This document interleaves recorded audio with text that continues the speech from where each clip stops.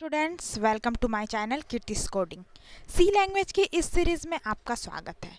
आज के इस वीडियो लेक्चर में हम आपको एरे के बाद बताने वाले हैं स्ट्रिंग के बारे में कि what is string and string का हम किस प्रकार से यूज़ कर सकते हैं। ओके, तो स्ट्रिंग के वीडियो में हम चलते हैं। इस वीडियो लेक्चर में हम आपको बताएंगे कि स्ट्रिंग क्या है, स्ट्रिंग और एरे में क्या डिफरेंस है, स्ट्रिंग को किस प्रकार से डिक्लेयर किया जाता है, किस प्रकार से डिफाइन किया जाता है, इसके बारे में आज हम डिस्कस करेंगे। तो पहले हम यहाँ पर हमने जो चार्ट बनाया है, यहाँ पर हमने स्ट्रिंग और एरे के बीच में डिफरेंस और स्ट्रिंग क्या है इसके बारे में डेफिनेशन लिखा है। फिर उसके बाद स्ट्रिंग को किस प्रकार से डिक्लेयर किया जाता है वो भी लिखा है, और एक एग्जाम्पल के साथ आज के इस वीडियो में हम बताने वाले हैं। तो चलिए आइए हम जानते हैं व्हाट इज़ स्ट्रिंग। स्ट्रिंग क्या है? स्ट्रिंग भी एक एरे के जैसा ही है, बट यहाँ पर ओनली एंड ओनली कैरेक्टर को स्टोर किया जाता है।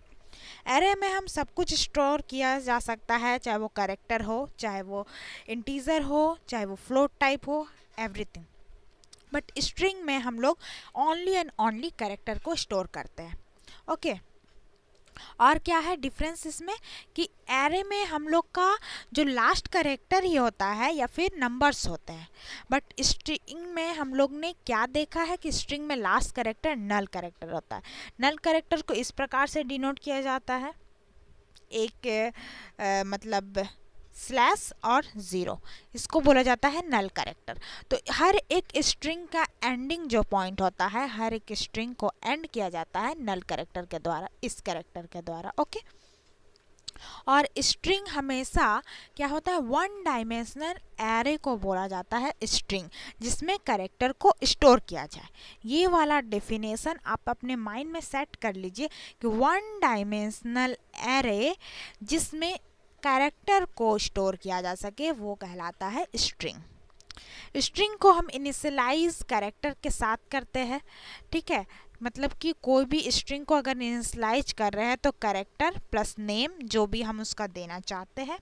ओके, देन उसके बाद कर ब्रैकेट में फर्स्ट हमारा पर यहाँ पर रहता है इन्वर्टेड कॉमा के साथ, यहाँ पर एक एक लेटर को हम लोग लिखते हैं, और लास्ट कैरेक्टर होता है हम लोग का नल कैरेक्टर।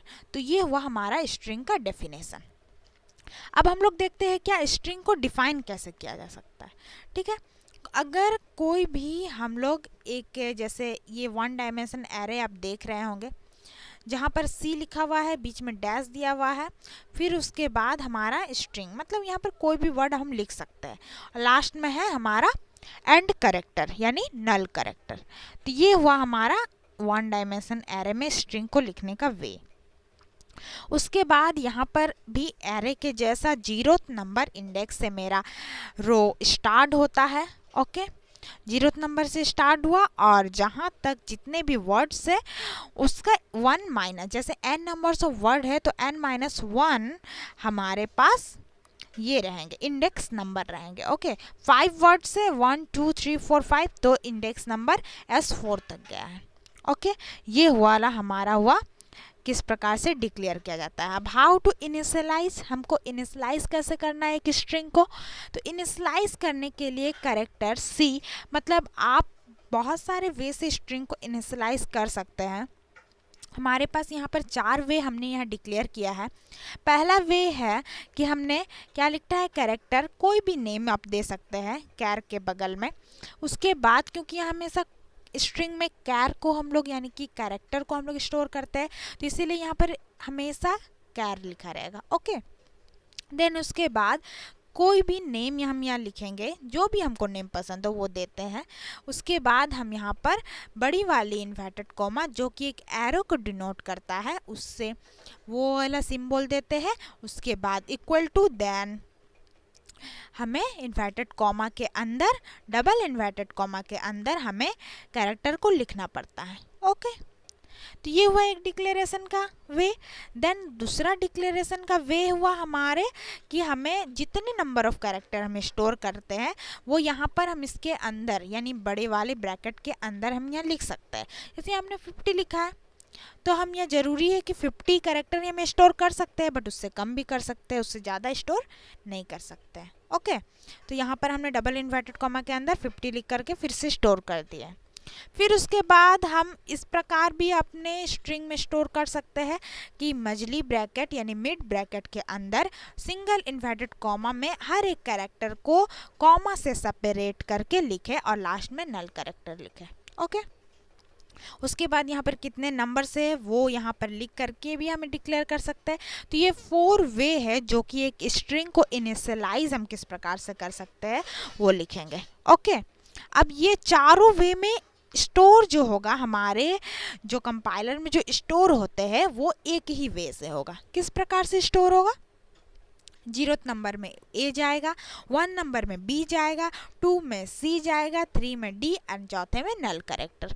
तो ये चारों वे से स्ट्रिंग में स्टोर कर सकते हैं। ठीक है, और एक अनदर वे भी है किस प्रकार से कैर लिखे है ए बी सी डी, मतलब हर एक वे से आप स्टोर कर सकते हैं। ओके, तो ये रहा हमारा वे कि हम स्ट्रिंग को किस प्रकार से एक एरे में स्टोर कर सकते हैं। ओके, अगर और एक एग्जांपल के थ्रू हम देख लेते हैं कि स्ट्रिंग को हम स्टोर करके एक एग्जांपल के थ्रू देख लेते हैं। ओके, तो वो एग्जांपल रहा ये वाला जहाँ पर हमने एक एग्जांपल भी लिखे हैं। यहाँ पर क्या है, आप ये वाले एग्जांपल को आप रीड कर लीजिएगा, हम आपको करके दिखा देते हैं। चलिए C++ में हम दिखा देते हैं सी में।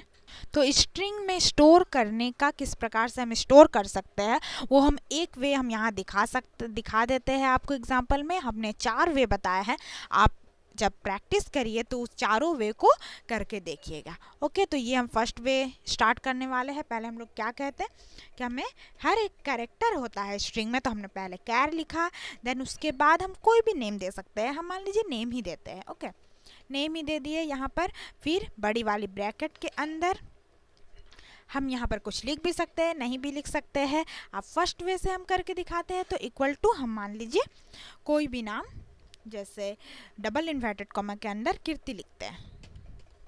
ओके, कीर्ति नाम हमने लिख दिया डबल इन्वर्टेड कॉमा में, और हमने यहाँ पर कुछ डिक्लेयर भी नहीं किया है यहाँ पर कि कितने नंबर्स ऑफ कैरेक्टर है मेरे पास।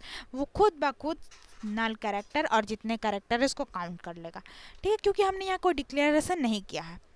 उसके बाद जो हमारा रहेगा, अगर हम उसको इनिशियलाइज करेंगे उसको लूप को, तो हम इनिशियलाइज करते हैं इंट i इक्वल टू 0, क्योंकि 0th नंबर इंडेक्स से मेरा स्टार्ट हो रहा है।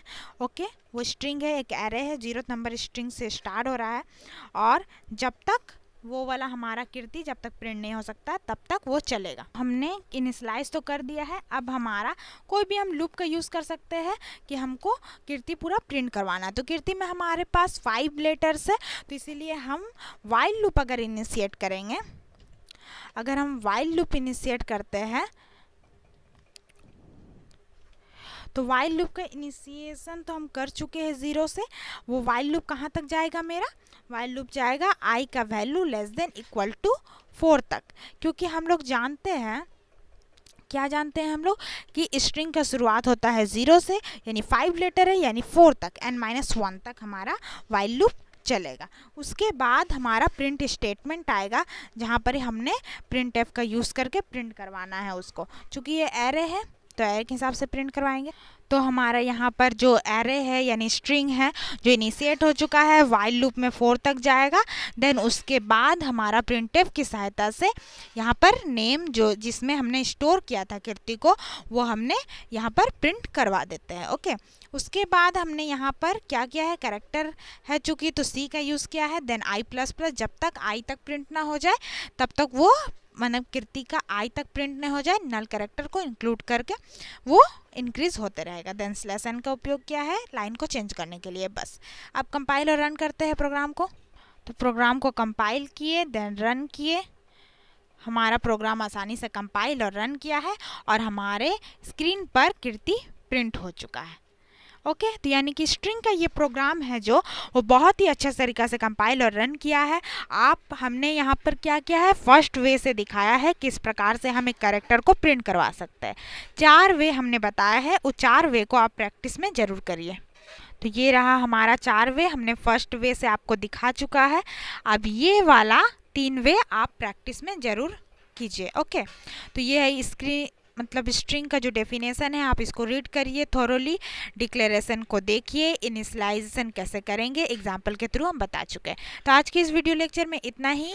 इसके नेक्स्ट वीडियो लेक्चर में हम किस प्रकार से स्ट्रिंग में 1 by 1 कैरेक्टर को काउंट होता है उसके बारे में जानेंगे। आप हमारे चैनल को सब्सक्राइब कीजिए, लाइक कीजिए एंड कमेंट कीजिए।